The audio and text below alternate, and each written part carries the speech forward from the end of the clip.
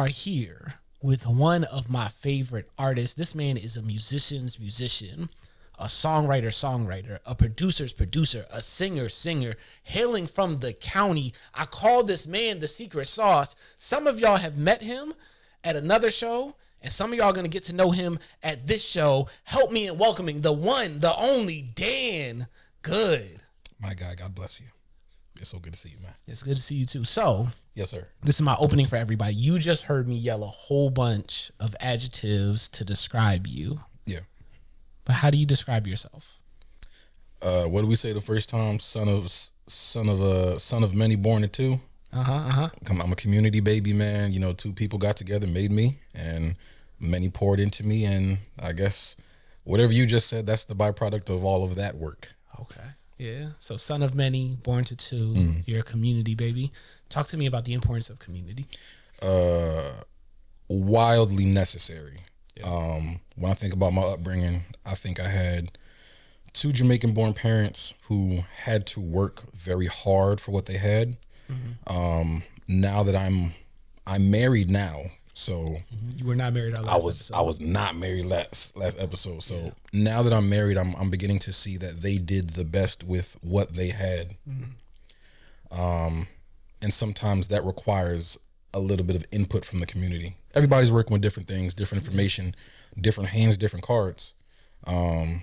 So when you have somebody like me, who is the byproduct of two people who love the Lord, third try with their kid. Like I said, the third time they got it right. Third time's the charm. Third time's the charm, brother. Yeah. And I think, you know, when you have a baby who is the third and possibly the last of two people, you want to make sure that they are staffed properly and resourced properly to deal with life, to deal with love, health, this Christian walk that I was planted into.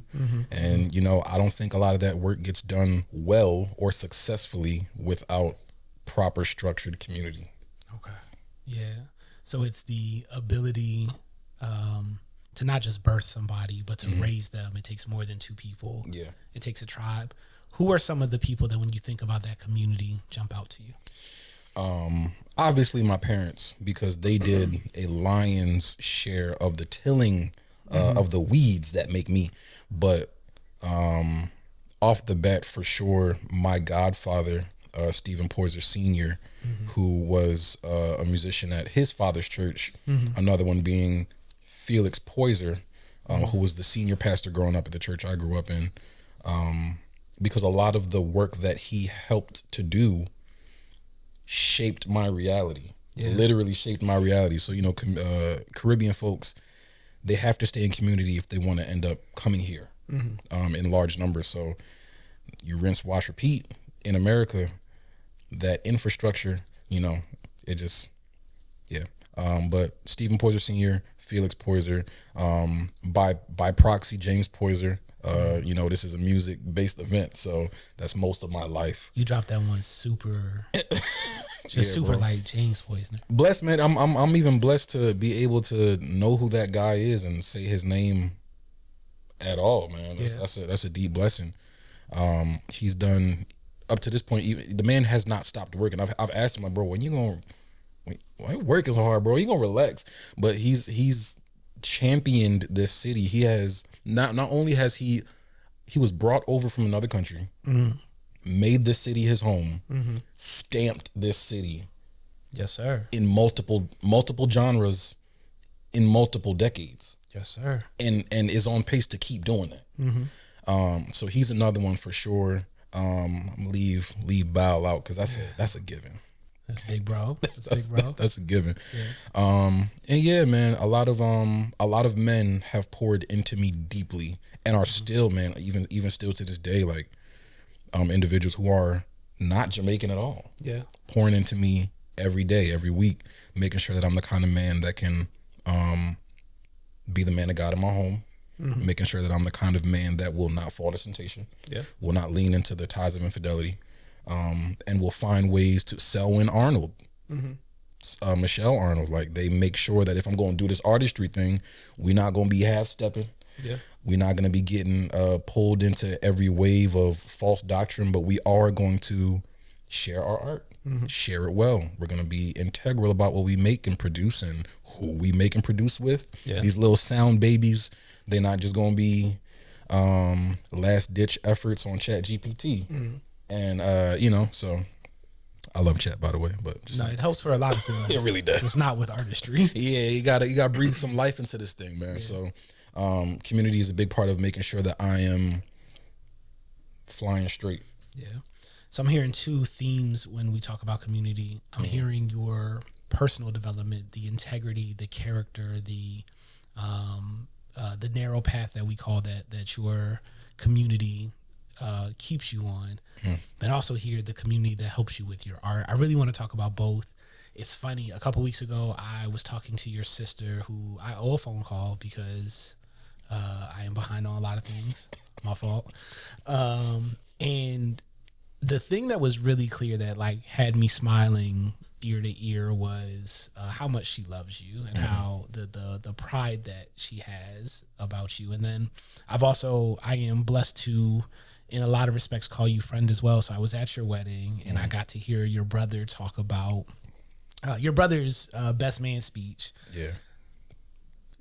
Top 5. God bless him, bro. Top 5. I've never heard in real life Yeah. a best man speech that was that good. I was like, I'm crying. I wasn't even, you know, people like, you're crying, not me. It's like, no, I'm crying. Yeah, dog. Talk to me about that community, the trio of y'all, and how that influenced you. Man, we have been through, I can say this with full confidence. We have been through hell together. We've been through hell together. Yeah. If you know, you know, but 2010 in Yaden was a very odd time for my family. So we have had the very fortunate pleasure and displeasure of watching each other grow up very closely. We don't have the kind of upbringing where we had to share households. Siblings weren't spending days and nights with mom and dad separately. So the 5 of us were in that crib together. We witnessed every beating. We witnessed every slap because we Jamaican, you know, we're going to get some licks here and there. We witnessed tantrums. We witnessed my brother coming of age while my father was still around. We witnessed my sister, for those who don't know, she has a degenerative muscle condition. We watched how my sister has had to readjust her life and how she moves because of that condition. And also how she fought and continues to fight and battle back mentally to supplement what she has lost physically. The two of them have watched me bumble around, not answer phones from a young age after trauma, make my mother cry, go through girlfriend after girlfriend after girlfriend, lose phones on SEPTA. Like we've watched each other go through the highs and lows of adulthood and childhood. My brother's old enough to remember my sister running. I'm not. My sister's old enough to remember every mistake that I've made. So that love that you're talking about, she has seen the seed that grew up into the plant, that grew up into the tree that now covers her. That's a beautiful way to phrase it. The seed that grew up to the plant, that grew up to the tree, that now covers her. Say more about that last part. Man, listen. So my father, he passed away in 2010 under just some really less than ideal circumstances. And he is the Mufasa to my Simba. So y'all see I got glasses on. Uncorrected vision. When I wake up in the morning and look in the mirror, I see that man. I don't know if you ever seen a picture of my father. I have not. You're going to see a picture of my father, you're going to be like, okay. But I know that my sister, until God sends her husband, is me and his bow. And because my sister is touched by Christ and she is deeply anointed, there are individuals out there who are not as tethered to Christ that, you know, I rub her the wrong way sometimes. And in those moments, it's just like, we're not going to swing on nobody. Like, she can't swing on you. But just know that you can't continually ruffle those feathers. While she's working in the kingdom. It don't go down like that. It just doesn't. In addition to that, naturally, she found me talking about this. Like, people will see me with her. I have to pick her upstairs where there's no elevators and no escalators, which is fine for me. I drive her around to where she needs to get to, you know, whatever that means, whatever that needs happening. You know what I'm saying? So that's sort of covering, like, you have a sibling who has been through the trenches with you, who has been to emergency rooms and doctor's visits. And I think that covering is important because in relationship, that wears on people. Like, I'm talking about like romantic relationships. Yeah, that really wears down. But you got this person who pretty much came from the same factory you came from, might have some of the same things you're dealing with. Y'all have camaraderie that cannot be broken. It might be tested. Yeah, it will not be broken. Yeah, it sounds like there's a closeness and just the depth that it's taught you even more how to love. Literally, quite literally. It's a different type of thing. Because that's my sister, but when it comes to my brother, like, my brother makes sure that I'm an upstanding man, and it's not that he's cracking the whip. Because when my dad passed, my brother was my dad for a long time. But it's not that he was cracking the whip after a certain point. I just, in a very weird reverse engineering sort of mental framework, like, I recognize if I step outside of the bounds of my faith and act wild, someone might come looking for me. Yeah. And get him thinking he's me. Yeah. If we got the right outfit on, that's part of the reason I got contacts. Right, you know, the all of the wrong circumstances, if they all kind of align that day, like, my mistakes can really mess up his day and his life. Yeah. And vice versa.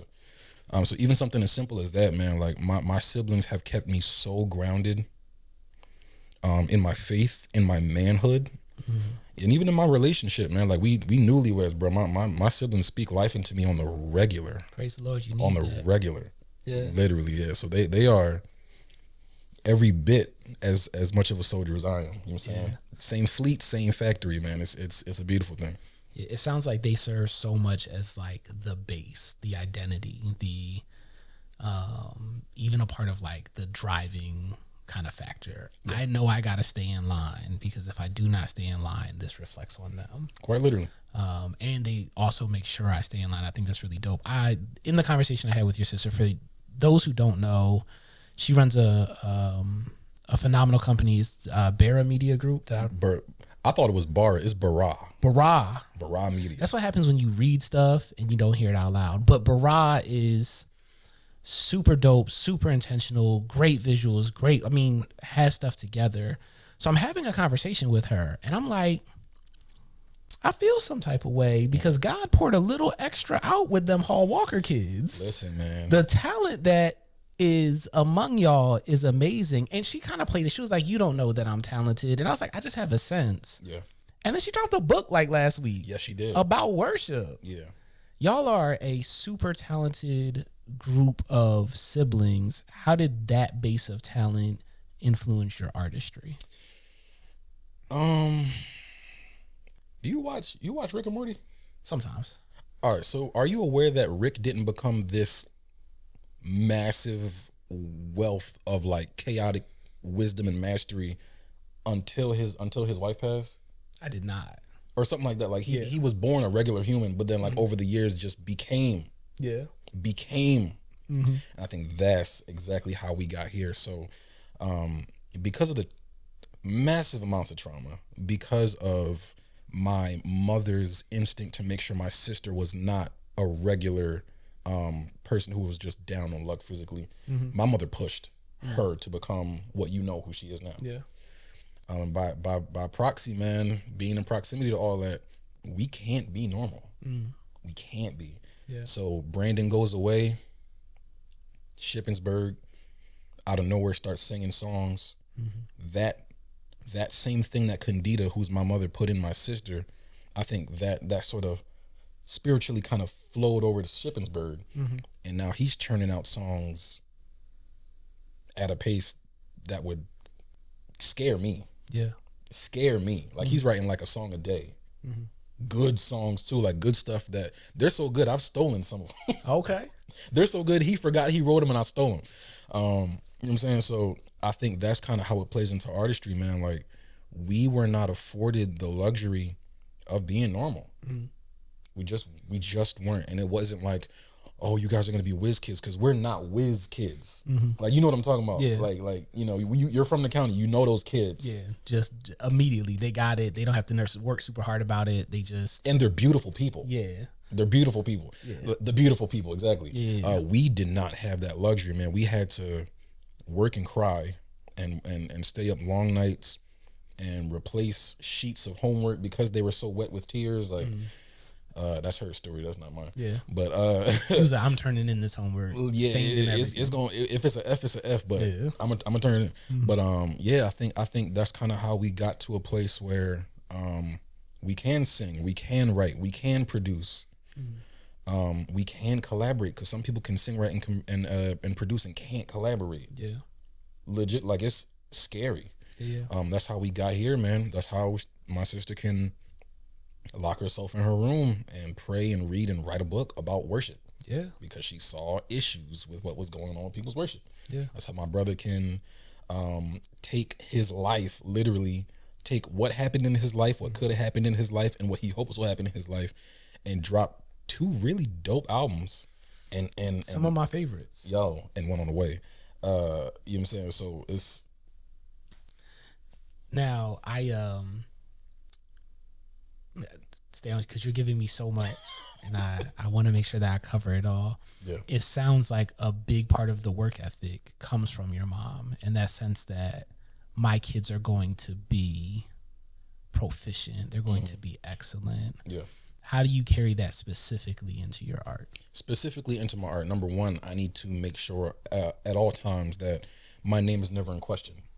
My mother used to tell us, Daniel, what you need to do is always be a part of the solution and never part of the problem. I have not always walked that out perfectly, but I need to make sure that my name, as far as artistry is concerned, is blameless. So we have like horror stories about like artists here and there in Philly. I need to make sure my name is not on that list, number one. Number two, there needs to be nobody in Philly artistry who can speak ill of me and it be factual. Yeah. Number three, I'll limit the amount of beef I have in this city. Yeah. And outside the city, he dangerous. I ain't even been outside the city. You put in the city in such a... I mean, because, you know, I operate in the city, but even on a grander scale, like, there needs to be no beef that exists. Surrounding my name, surrounding my art, and how I move with it. And we haven't even touched like stage and production stuff yet. Yeah. This is all structure. This is all admin, if you will. As it pertains to the actual music, the actual notes, the lyrics, and just the topics that lie therein, I think that is more so. That more so is on me. That's. I don't think my mom has poured too deeply. I think that more so is going to be church stuff for sure. That's dope. And I don't know the order in which we're going to release these podcasts, but we were just talking to the Inglorious, and one of the questions that I'll ask you at some point too is like, what would a younger version of them or the current version of them tell the younger version of them? And that what you just said is what they said, is that you need that organization. Yes. You need that admin. You need that. My name is going to be clean. My work ethic's going to be clean. The structure in which I release things. One of the things that I love about consuming your art is that there's always a clear visual to it. Yeah. There's always a clear, like, oh, with this cover makes sense with this song, which makes sense with this promo that Dan posted. And then I find out you do all those things yourself. So the man keeps doing it. So you know, you talk about Barra Media. Me and my sister, we're the same person. Me and Brandon are also the same person. Yeah. I haven't seen the connection between Brandon and Brittany, but You're know, the connection. I mean, I think I am. Yeah. You know what I'm saying? So I think it's the same vein. It's that thing where, like, you know, we talk about my mom. My mom is quietly one of the best nurses in Pennsylvania. She's very quiet. Well, she's not not bedside anymore. But my mother, Candida Hall Walker, is literally very quietly one of the best nurses in not just Philly, but in Pennsylvania. Yeah.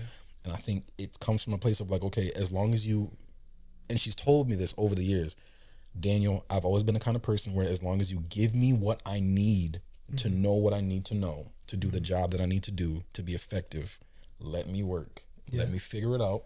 Let me fail if I need to fail, and watch me never fail again. Watch me do. And I think that's what that was. So I had shopped around to try to see if I can get some folks to do some visual work for some promos at a time where, you know, money was, you know. Money was what money is, Yeah, so I realized that the promo, it has to get done.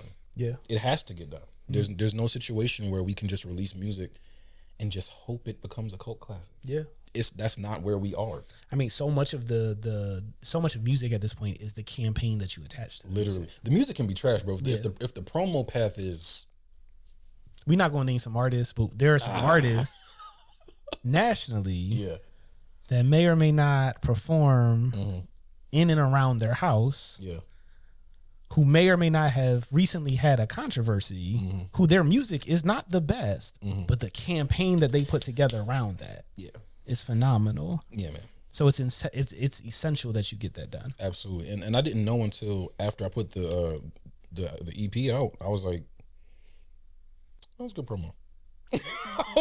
that was good promo. I saw, you know, I had to deal with that and sit with myself and be like, okay, Daniel, now how do we then make sure the music is as good as the promo was? Yes. So let's talk about the music a little bit. We're super out of order on my script, but you know, this is a good conversation. Yeah. I had asked you a question about the influence that your mom had, and you noted that she has the influence of the structure. The church has the influence of the sound. Let's talk more about that. Absolutely, man. So if you do your research, you'll find that James Poyser was instrumental in a lot of the individuals that we listen to in Philly. I don't know if instrumental is the right word. I don't know if it's the right word. Essential. He was the oxygen of the water. Yes. For a lot of what we know and now like and now love. And not just in Philly, like there's an entire era of music that he is essential to. Stamped, bro. Stamped, literally. So as I got older, I started to branch out my musical tastes. Once I started smelling myself, and I realized my mom couldn't beat me no more, I started listening to whatever I wanted. So that came with Erica. That came with D'Angelo. That came with Common. That came with more John Legend, things like that. So I began to understand that this man has done so much work. And I think for a short amount of time, I was just like, James Poyser. Because naturally, that's what comes next. Like this guy, there was a period of time where there's a running joke that I have within myself. He doesn't even know this. I would literally go to my Apple Music once I could pay for it. Go to my Apple Music and I would scroll in my playlist, and I would stop. Yeah. I would share the song with him. I said, "Are you on the song?" Yeah. Right. So as I got a little older, I began to understand and put two and two together. He and his brother, Uncle James and Uncle Stephen, two-headed monster of musicians in church. Yeah. They both play keys. Well, they're both multi-instrumentalists, actually. But watching them grow up, one's on the keys, one's on the organ, cool. I began to understand that Uncle Stephen taught my Uncle James a lot. A lot. And I think what Uncle James is, he took a lot of what his brother showed him and he just maximized on a lot of it, right? So when it comes to church, I'm like, oh, it's not just you, it's you too. You know what I'm saying? So those two cracked the whip, bro. Cracked the whip in church, like not to be messed with. Like this is not fun time on these instruments. You need to play and play well, like with skill. With skill, you know what I'm saying? So it messed with me mentally a lot, you know, being a fragile-minded young man. But as I got older, I began to understand like where it falls in line with my artistry. For a long time, I was just really, like I said, it kind of messes with you mentally when you're constantly like, if the sky's the limit, when do I know when to rest, or how do I know where to rest? Where to rest? The thing that God revealed to me, bro, was. It was like a conversation I had with him, and he was like, Daniel, imagine you're an aspiring doctor. I said, all right, cool. Like, whatever. Imagine you're an aspiring doctor, and you are in a position where you have to apply field medicine, where there is no money. We talking about church. Where you're not getting paid, where there isn't a ton of exposure, but you have to do your job. Church is their field medicine.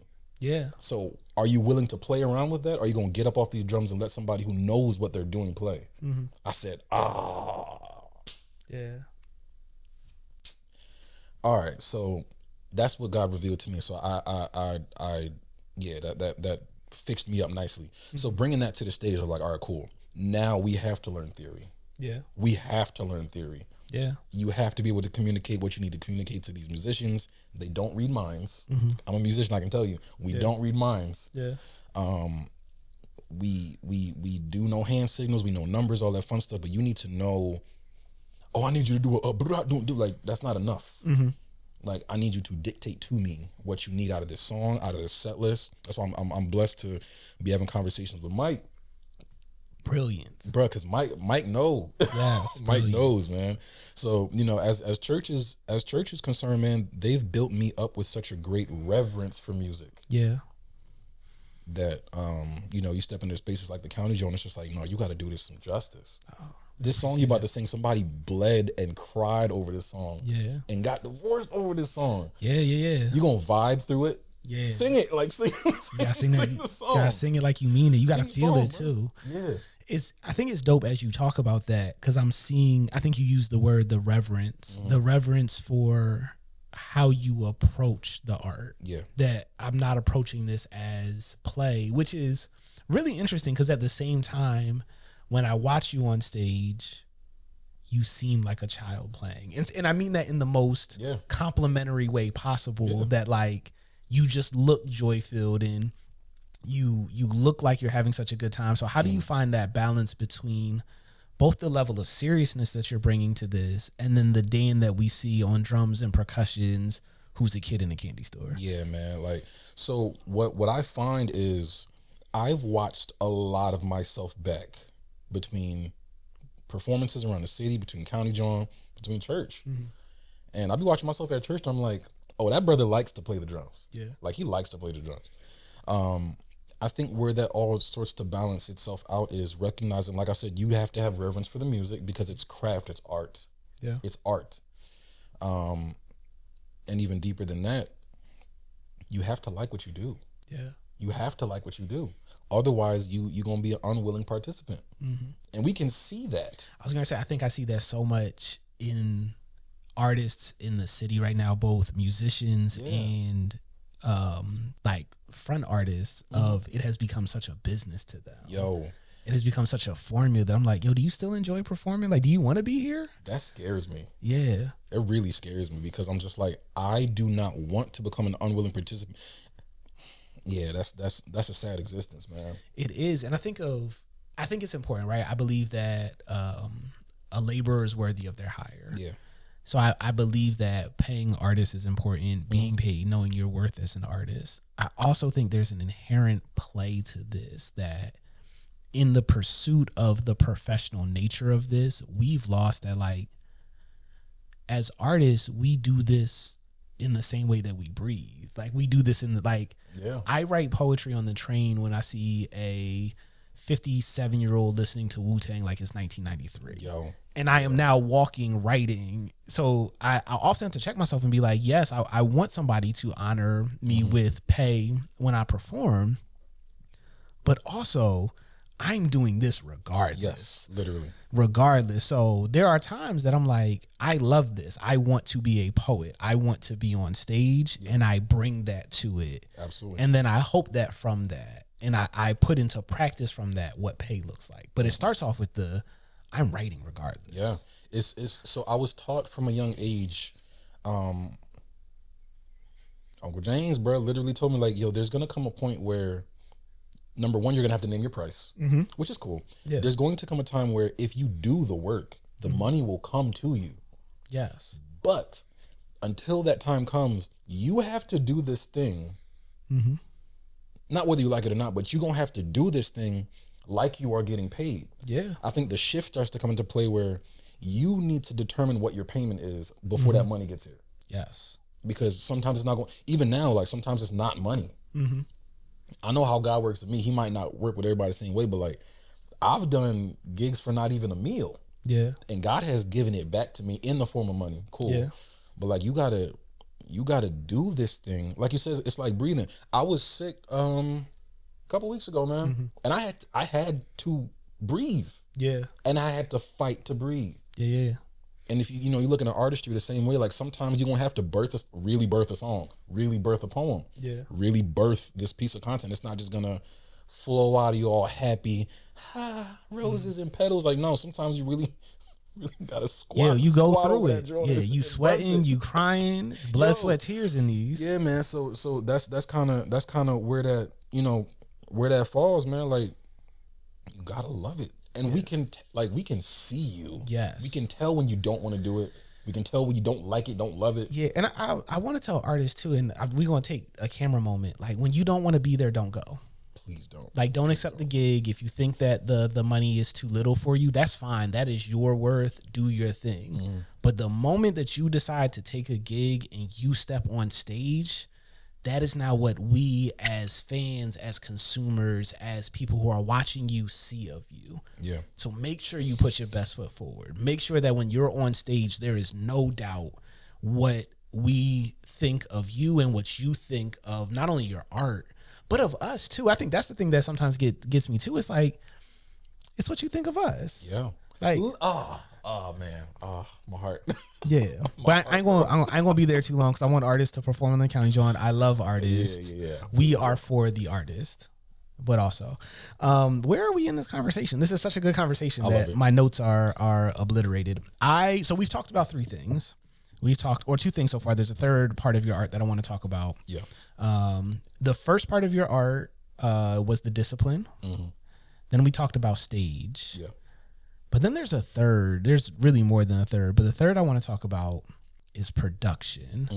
But before we get to production, because I know y'all are waiting for it, the people, let's go to our sponsor break, and we'll be right back. The people!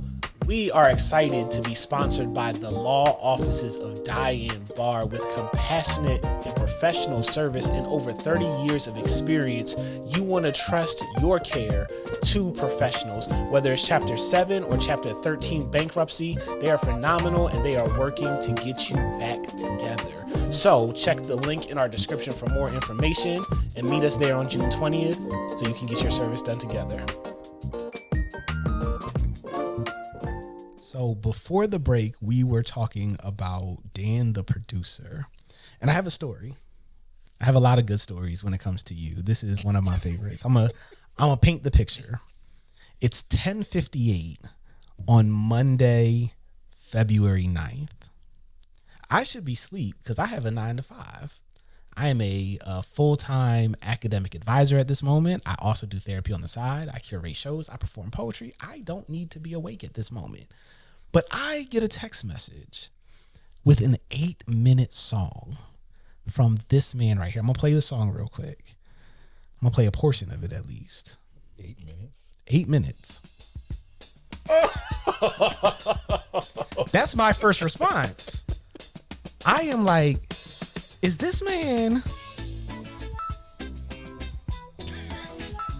Oh, Jesus. I'm going to make sure y'all hear this. 8 minutes is nuts.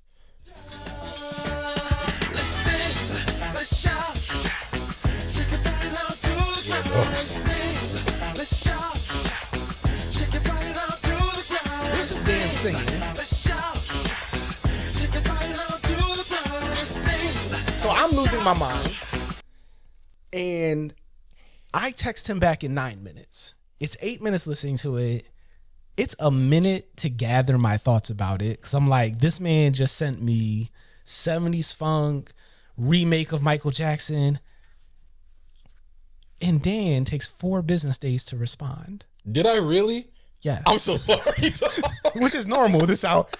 And then when he finally responds, it's the most nonchalant, like, oh, my bad, bro. I forgot I sent that to you. I hopped in the shower afterwards. I did. I don't know what my question is. I'm lost in how is it possible to, first, what is your approach? So what gets you into your production bag? And then what is the process of you living with your art after you produce it? I'm gonna answer that. I'm gonna speak to that little Jawn right there. So that song is actually I'm trying to get that song. That's Michael Jackson. Of course. That's the Jackson 5. Yes. That is them. Yep. So I ain't sing on that joint. You did not. That's them. You didn't sing over that? I did not step in front of a mic. What did you do? So that is Do That Stuff. If you listen to the whole Jawn, D'Angelo's playing that same song at the end of the song. Yeah. Right. So that's Do That Stuff by Parliament Funkadelic. Okay. I took Shake Your Body. Right. I ran it through some things. Okay. And I got me a acapella. Okay. They are in two different keys. My fault, Joe. They're two different keys. Yeah.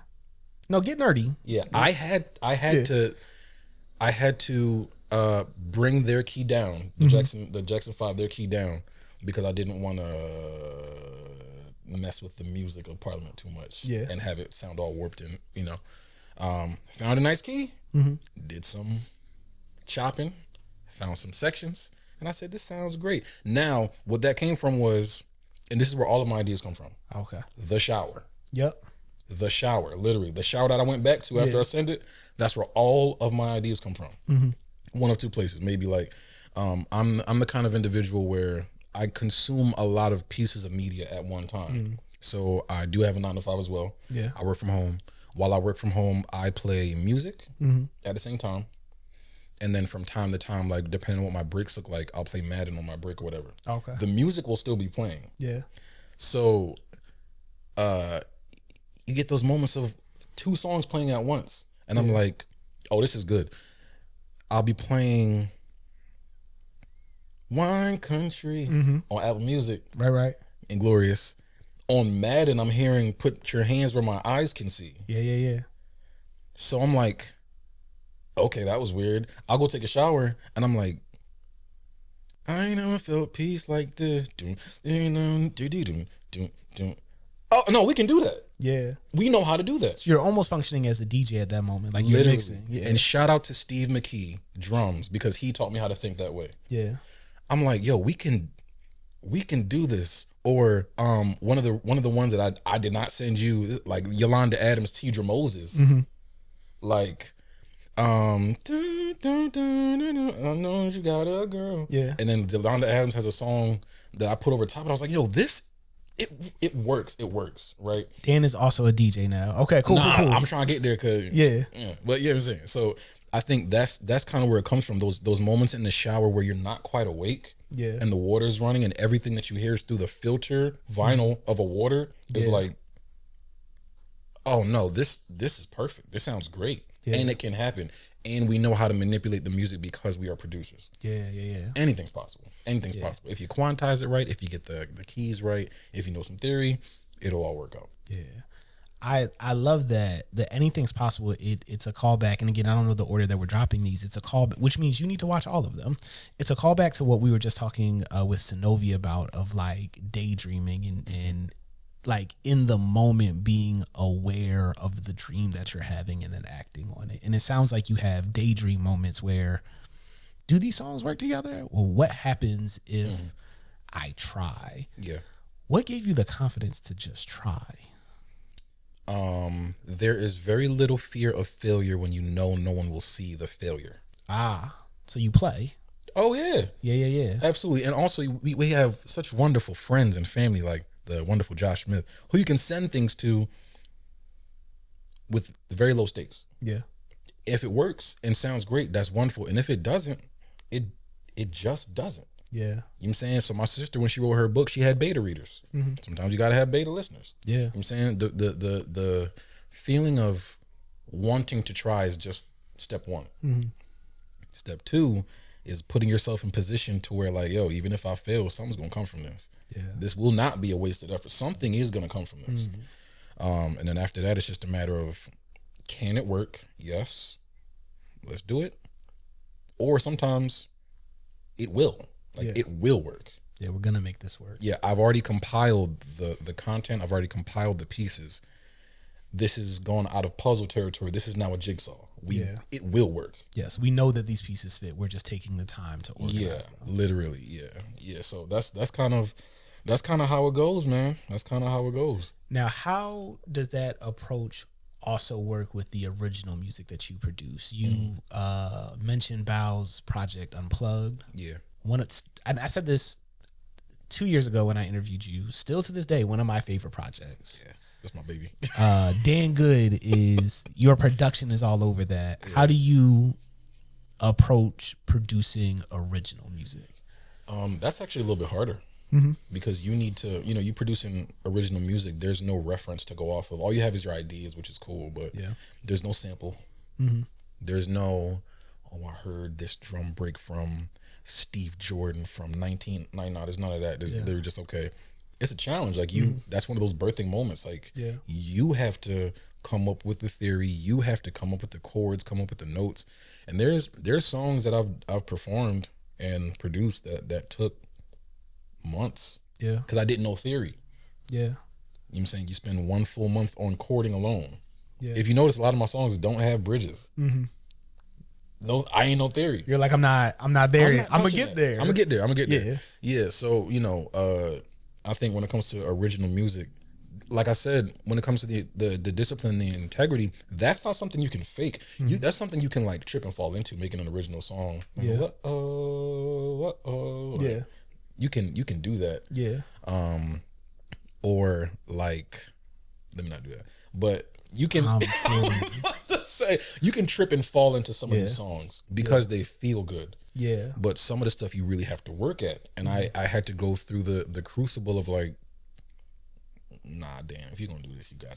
You know what it sounds like as you're talking, because I'm thinking about your story. It sounds like you don't allow yourself to be a whiz kid. That even if I can trip and fall into it, I need to know why I did this before I do it. Literally, and you know what that comes from? That comes from. So I work in medicine. My 9 to 5 is I work for Penn Medicine. Shout out to Penn Medicine.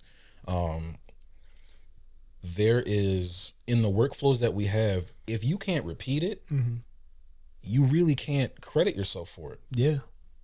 Because that's a mistake. That's not being a whiz kid. That's not genius. That's not a stroke of genius. That was luck, bro. That's a mistake. Yeah. That went well. What was Bob Ross called a happy accident? A happy accident, which is cool. Like, everything worked out for this patient. That's wonderful. But like, if that issue arises a second time, we're gonna go to you.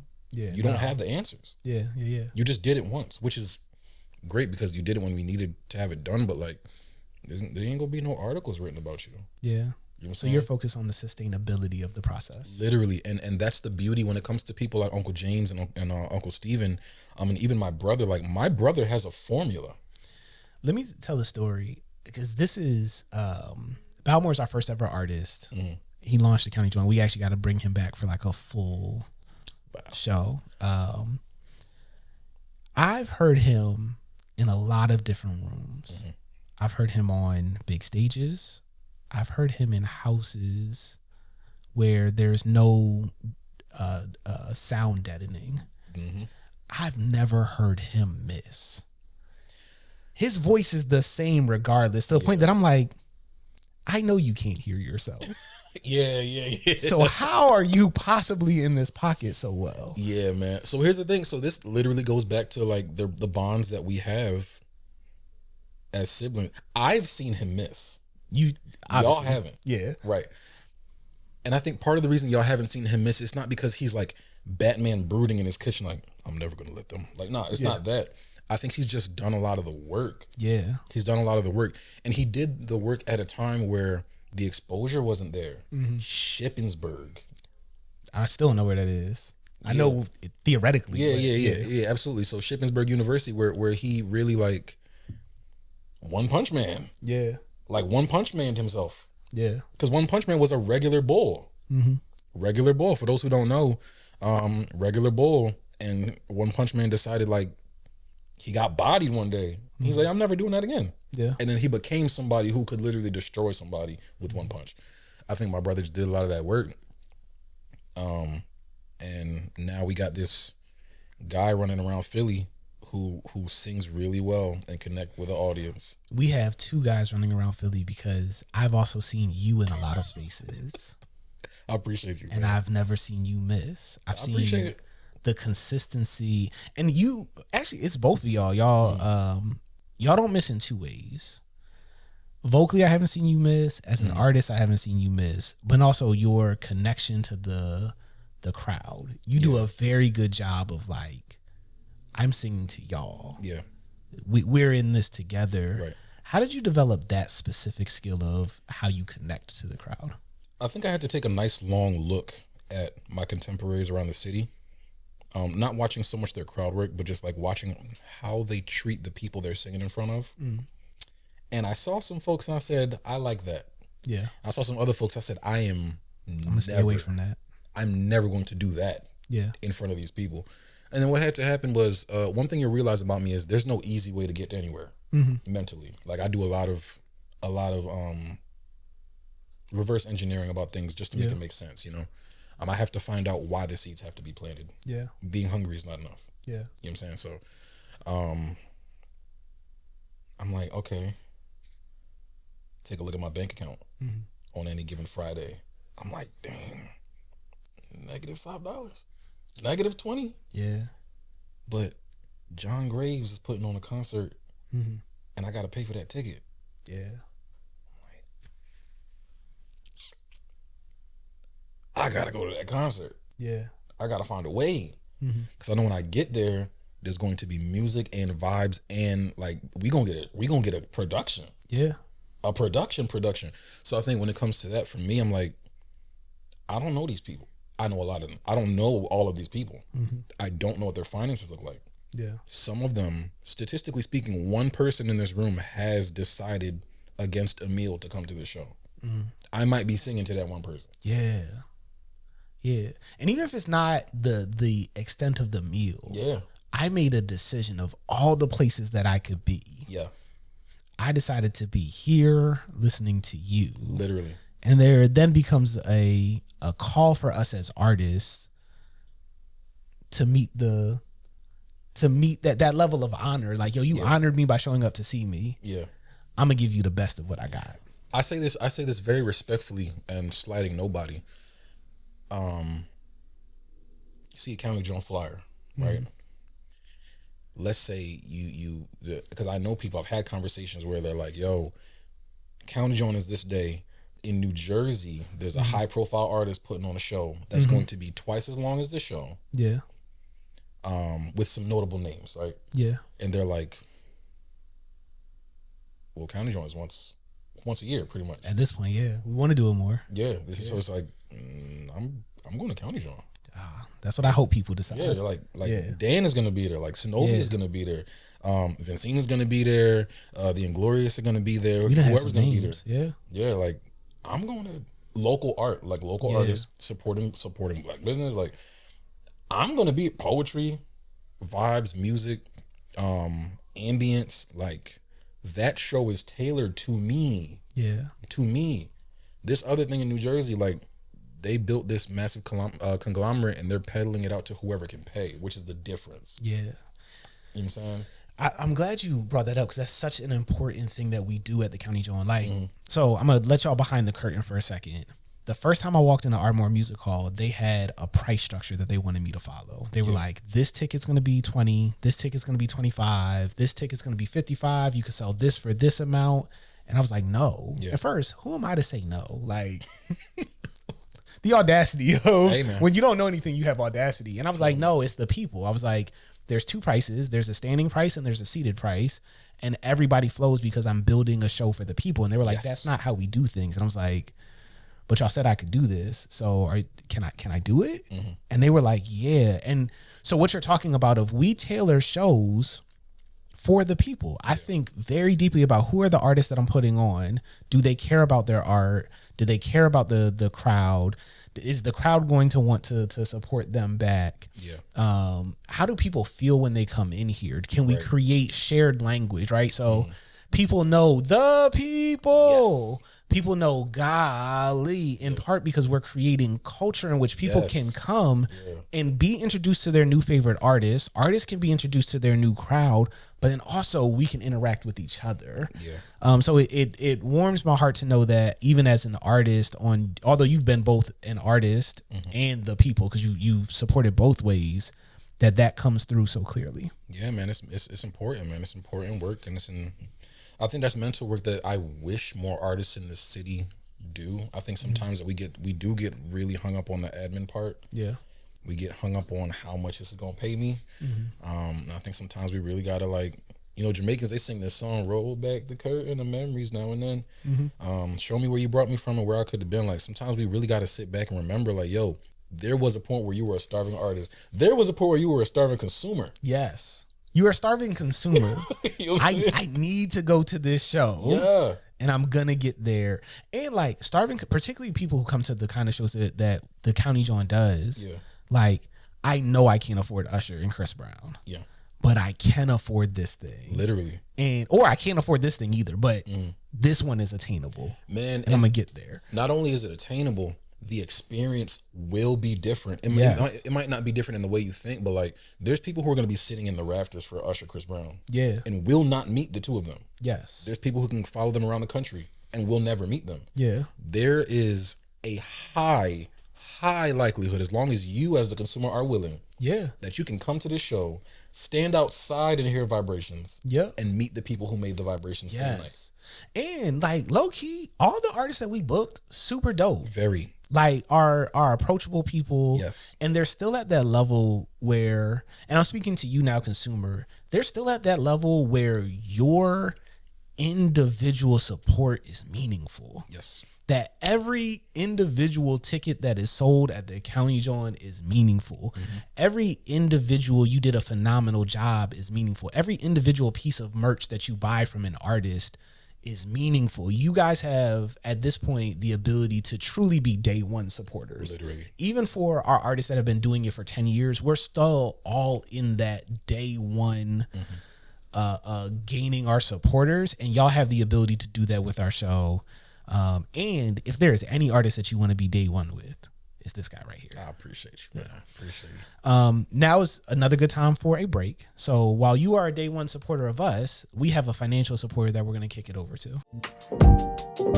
The people! Can I tell you a story really quick? So I was working with my Grammy recently, and she really needed to get her estate together. And that's where the law offices of Diane Barr came in clutch. She not only organized, not only made her feel safe, but she did everything that we asked her to do in a timely manner. So if you are looking for a phenomenal lawyer with 30 plus years of experience, tap in with the law offices of Diane Barr. Their link is in our description.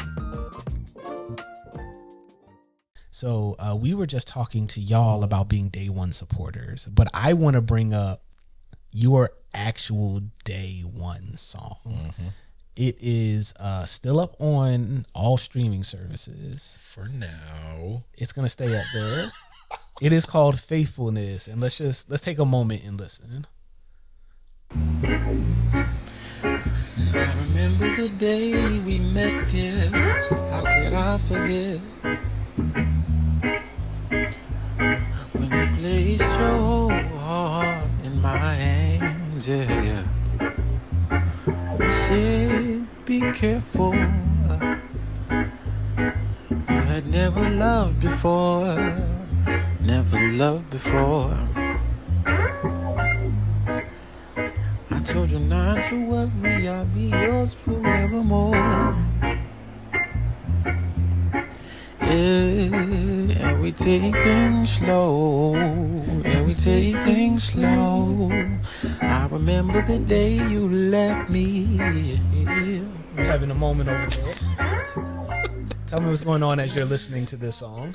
So that was I released it in 2020, and I wrote it a little before that about my now wife. Sounds like a lot of your songs are about a lot of my man. Listen, so we had gone through a situation where my world was essentially upended. My grandfather passed, and a lot of things just weren't making sense to me. We ended up breaking up. She tells that story differently, and she's telling it the right way. Yeah, okay. We're gonna believe her story. Yeah. So we broke up, and I just remember after a period of just not being with her, coming to grips with the fact that I did not treat her well in our broken up season. I didn't. So that song was a reflection of essentially how she might have felt. You said you love me. but it didn't mean anything. I loved that woman to life even then, but I just wasn't walking that out. Yeah, so that's what that song was. I initially put that up on Apple Music because in my mind I was like, oh man, there's gonna be a limited amount of Dan Goods available to make music. Yeah. Because there is another one. There's one on SoundCloud that is a saxophonist. Yes. Yeah. Phenomenal too. He's great. English. Yeah. English guy. Or British one. I don't know. But yeah, he's great. So that was my mind, but that was me being young and reasoning a different way. So that was my first offering to Apple Music. And so you have because artists do things and they forget. So you have an explanation of that song on Apple Music, and you state that it is a voice recording. It is. Yes, it is. Yes. From my phone. From your phone. So you have the track playing in the background and you're just singing over it. What, so obviously you were saying there's this space of, I just need to take up my digital real estate. Mm-hmm. What did you learn about yourself from that release though? That I can make my own album covers. Okay. It's a good album cover. That I can make my own album covers. Shout out to Ock the Wizard, who took the photo for that joint years ago. Mm-hmm. I can do my own media. I can do my own media. Yeah. As evident with the Goode promotion. So I think what that also taught me was, if you want it, it'll happen. Yeah. If you want it, it will happen. If you want it, it will happen. Yeah. If you want it for yourself, for whatever reason, it could be for the best reason, for the worst reason, it will happen. Yeah. As long as you put the hand to the plow and do what needs to be done. I think that song specifically, I think that also showed me that you don't necessarily need a budget all the time. Mm-hmm. Not all the time. Most of the time, yes. Not all the time. Yeah. You don't necessarily need the best mics. Mm-hmm. You don't necessarily. What's that brother's name? God bless him. Steve. He used to be in Our Future. Play guitar. He worked with Lacey. Literally, like he used to do things from his phone and release them Johns. You said that as if you don't do things from your phone and release them. Wayne, if you get a chance, I want you to put this in. Dan Goode had the nerve to be on stage at the County Jawn talking about, I was at work producing this on my phone. Oh yeah, for Duality. So you said Steve Lacey. Yeah, as if you aren't on your 9 to 5 producing from your phone. I mean, that's so. Like you said, like that's where the audacity comes from. Yeah, because I've watched Steve Lacey do it, and I'm like, oh, you just don't care. Yeah, you don't care about nothing. You just want the music to get done. Yeah, and in my mind, I'm like, well, I'm a pretty cavalier guy myself. Yeah. I can go to a job where I'm supposed to be working and sneak off to the bathroom, and send it to my brother and go back to work. You know what I'm saying? So I think what that also showed me was just like I said, if sometimes your priorities literally have to shift in like minute by minute. Yeah. Because duality doesn't happen if my priorities don't shift minute by minute. Like my job is very important. Gotta pay the bills.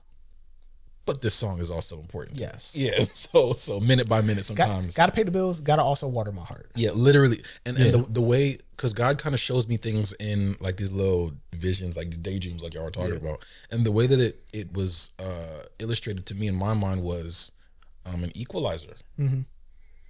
Because sometimes you literally have to EQ the song, the tracks, the vocals, the different elements, and sometimes my priorities are just like that. Yeah, like my job is up here at 8:30 in the morning. Yeah, but at 12 p.m. when I'm on my break, this song is inching up. 11:05. Yo, 11:05. I start feeling 9:45. It hits for me. Yeah, it hits for me. And then sometimes you gotta bring that joint right back down. What's going on now? Yeah, those were the lessons that song taught me. That's dope. The thematically that song fits on Goldie. It does. Based on what you explained, that sounds like Reload in terms of what was going through. It does. It sounds like from at least for the catalog of music that you have released, it was very much you telling on yourself, but you deeply empathizing with the potential of a love lost. Can you tell us more about that? I sure can. And I can say more now because I married that young lady. So I think she's the type of individual, Megan, my sweet wife, who I love and appreciate. Love her to life, man. She's my gem. She's my heart. What I can appreciate about her is that she has forced me to take a different look at how I see my music. So from her perspective, since music is my life, anything tied to music must be pretty darn important to Daniel. Yeah. And sometimes it's not that way. Music is like breathing to me. Yeah. Like I said, sometimes I really got to work for it. Sometimes it's just breathing. Yeah. Like this moment we're having right now, I haven't thought about any breath I've taken.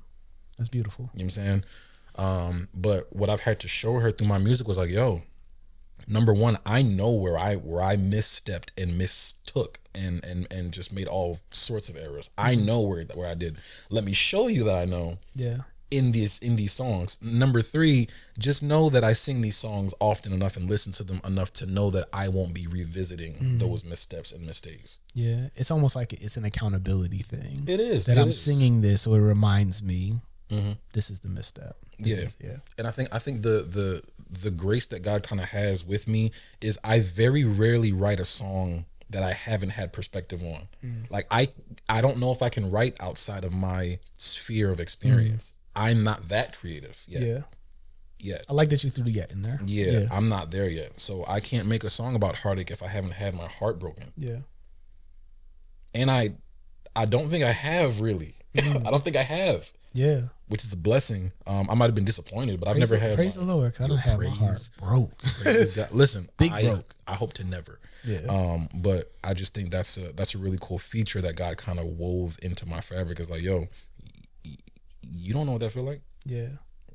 What do you think this is? You gonna write about that? You liar, you. Yeah. And it's funny, we were having that conversation as you came in of like artists that we are wary of, and we will keep it general because they're not living what they're talking about. Yeah, man. And you're very much living what you're talking about. I noticed two things in your music. Like I said, thematically, the self-reflective, being able to step into your wife's perspective based on your actions. But also, it blew my mind when you told me how you feel was God talking to you. Oh yeah. Tell me more. Yeah, brother. So we experience emotions at such a rapid rate on such a an astounding volume. Yeah. Sometimes we really don't know how we feel. Yeah. And I think God calls us to explore how we feel through talking to him. Yeah. So maybe you do feel like you're alone. Yeah. Late night scrolling on your phone, hoping that there's somebody out there to relate to you. That literally is me on Threads at 3 a.m. I be seeing some of the comments that you leave. Yeah, bro. Yeah. And it's like, yes, you can call me when you have no one else. And I will not let you do this by yourself because you know me. Yeah. I'm not going to judge you. I'm just going to love you because I know how you feel. My son, I had to give the guide to y'all. Yeah. To destroy. Yeah, so I think how you feel is literally like, God is literally acquainted with our grief, even if we cause it. Yeah. Ooh. No, dog. God is acquainted with our grief, even if we cause it. And the thing is, you gotta let that word free you, because I think sometimes what happens is we mess up, and then we feel so much shame that we act like this infinite God can't come down and not just imagine, but like, no, I know how I created emotion. Yes. I created the brain that sends the neurons that triggers this thing that's happening for you. So I know just how you feel. Yes. Yeah. It's preach to him, Dan. Listen, bro, I've had conversations with my wife, bro, and it's just like, we trust God for medical healing and financial blessing. But it's just like that small thing. Yeah. Like so-and-so won't change their mind about something. It's just like, God, what? It's just like, bro, you don't think I can do that too? Yeah. You don't think I can make sure you have off next Tuesday? You don't think I can literally keep the world in balance? Yeah. Like that is such a chore for me that I can't pay attention to you. Yeah, man. Yeah. So and even in the small things, like not small things, but like on the grand scope. 5 years from now, that heartache that you feel right now, it's not going to be the same. It's not going to be the same. What would this version of Dan tell the Dan that wrote those songs? Learn how to play the piano. Okay. I'm gonna tell Dan what I thought you was gonna go something like deep. Nah, brother. I'm gonna tell Dan what Uncle James told me years ago. Learn how to play the piano, not because it'll make you proficient in songwriting or melodic structure or anything like that. Playing piano is one of those things that you have to struggle through. And that it comes, did go deep. Yeah. And I didn't expect it to. Yeah. That comes with its own hail of emotions. Yeah. My fingers ache sometimes when I play the piano. Yeah. So you just told dude out there that you don't play piano. I don't. But clearly, I'm not a pianist. Oh, okay. I'm not even a keyboard player for real. Like I noodle around as I see fit and as necessary. But I do have hopes. Says everybody who plays well and then acts like they don't play well. But it's okay. We're gonna keep it rolling. Yeah, but that's what I'll tell myself. Like, number one, go through the deconstructive, pain aching process of learning how to play the piano well. Yeah. You'll get to know yourself more. You will very quickly find out that you are even more flawed than you think you are. You are not as sharp as you think you are. Yeah. It will humble you. It will make you more human. Yeah. It'll make you more empathetic. Yeah. To people who want to do music. Yeah. You know what I'm saying? So I think that's what I would tell myself. That's great advice. It's funny. It started off here, and then like a lot of things with you, there was a deeper dive, and I love it. I had if I could tell younger Dan one thing, I don't usually do this because who am I to tell younger Dan one thing? It would be to really stand on it. I think you are one of the most humble people that I know. I appreciate you, man. And I think that's beautiful. But I was having a conversation with someone recently, and they know you, but they don't like. I was like, no, Dan's tough, and they're like, Dan's tough. I was like, I booked Dan for the show, and they have been to a lot of the shows, and they missed that show, so I had to pull up Supernova, which is on YouTube. Yeah, shout out to Lamar. And they were like, that's Dan. I was like, that's Dan. Like that level. So I think it is both cool to be humble, and the Bible tells us like don't think more highly of yourself than you ought to. It doesn't tell us not to think highly of ourselves. Right. And also don't think yourself too low. Yeah. It's being of sober mind. Yeah. I think God has put something special in you specifically as a man first, but it bleeds into your artistry. The conviction in which you perform with on stage is one of my favorite things to watch. So not that I should be telling young Dan anything, but no, please speak to him. He's still here. Yeah, like you got it. It's in you. All right, we're gonna transition because we are the hour is late.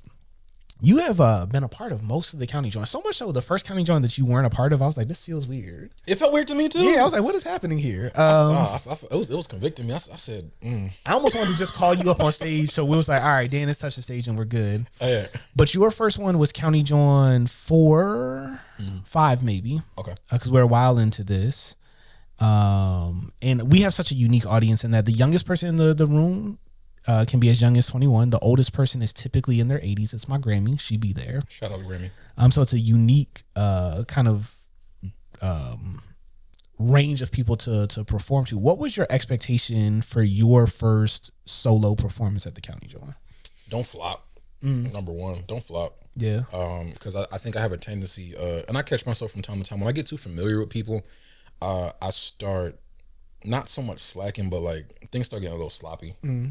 Things start getting a little sloppy. So number one, don't flop. Don't bathe so much into the familiarity of it all that you forget that you are here to do a job of sorts.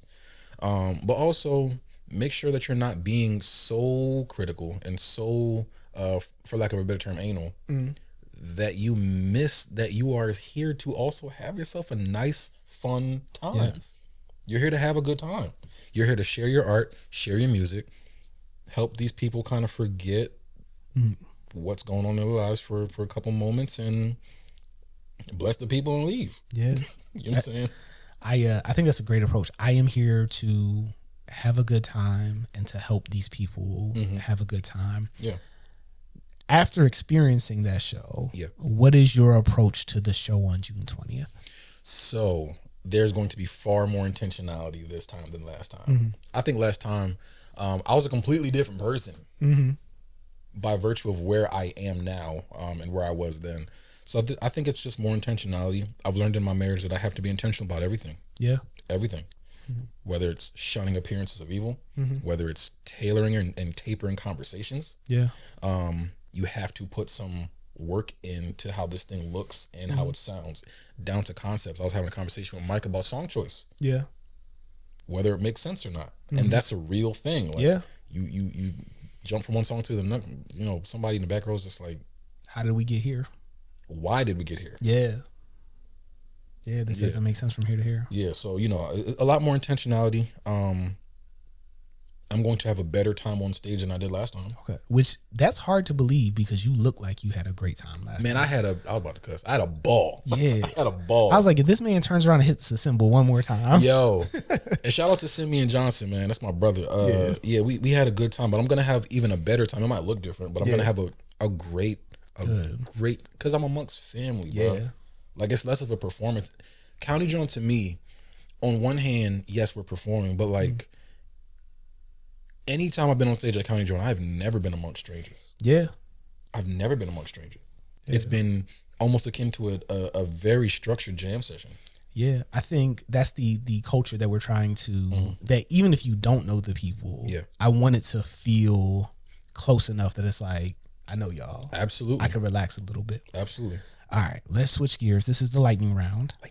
So, 5 or 6 questions. Okay. First thing that pops to the top of your head. If you filibuster, I will make fun of you. Yes. Filibuster is crazy. Yeah, all right. Who is your biggest inspiration? Or who or what is your biggest inspiration? These days, Bilal. Bilal. It's a good one. Underrated. Oh, brother. Underrated. Does not get the love he deserves. He gets credit, but not enough. Yeah. Not enough. Yeah, Bilal just, that brother is unhinged. Yes. He's incensed on stage. Yes. Phenomenal. And I love to see that. Love to see it. If you could share the stage with one person, dead or alive, who would it be? My father still. Great answer. Still my father. That brother would be playing guitar and singing with me. Yeah. Great answer. Your favorite cover to perform? Right now, When Will You Call by Bilal. There we go. I ain't gonna sing it this time, but we might have to get it at some point. I might, Yeah. All right. Yeah. I'm gonna make you choose between your children, your favorite song of yours to perform. My favorite song of mine to perform right now, I'm gonna say Midsummer. Okay. I've never performed. I think I've performed Midsummer one time and it didn't go well. Okay. But that song is deep. Yeah. And it's about me and it's literally about me and my wife before we got engaged. Yeah. Okay. So that one's on the set list. Not that I'm gonna give away too much of the set list, but I saw that one on there. All right. You can only choose one of these 3: percussions, vocals, or production. You know what's crazy? Last time I said percussion. You did. And this time I'm definitely going vocal. Oh, I know this is lightning round. What changed? You know, I don't know what changed. Okay. But lately I've been having a ball singing songs, bro. Yeah. And I'll tell you, and I know your retort to this. I'm not the best singer in this city. I know I'm not. You know I'm not. But I recognize that God puts a little bit of Kool-Aid powder in me as it pertains to the vocals. Listen. And I don't know what it is, but I think it's relatability. I think it's more than a little bit of Kool-Aid powder. It is hard to quantify the best in the city, so I can't literally argue with you that you're not the best. But you're in a conversation, bro. What you're able to do. Dog, it has, and I'm at a place now where I know it is literally the anointing. Because I can't explain it, bro. I love to play the drums, but boy, do I love to sing. I love that. I love singing. This is the last one, and I need you to use your imagination. Yeah. It's June 20th. You wrap your setup. It went exactly how you wanted it to go. Every original hit the way you wanted every original to hit. Every cover hit the way you wanted every cover to hit. The band did everything they were supposed to do. You did everything you wanted to do. The crowd is loving it. What is the one word that you want them to say?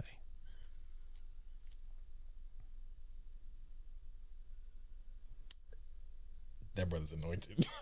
Anointed. That brother's anointed. He got the oil on him. God is using him. The people. Cole, you just went on a journey with us. We talked about a lot of things. The only thing left for you to do is grab a ticket to the County Jawn, June 20th. We got Dan Goode. I'm on the lineup. Magina's on the lineup. We got the Inglorious. We got Synovia. The only thing we need is you. Grab your tickets at the link in the bio. Meet us there. Be a part of the day ones. Do we need to say more?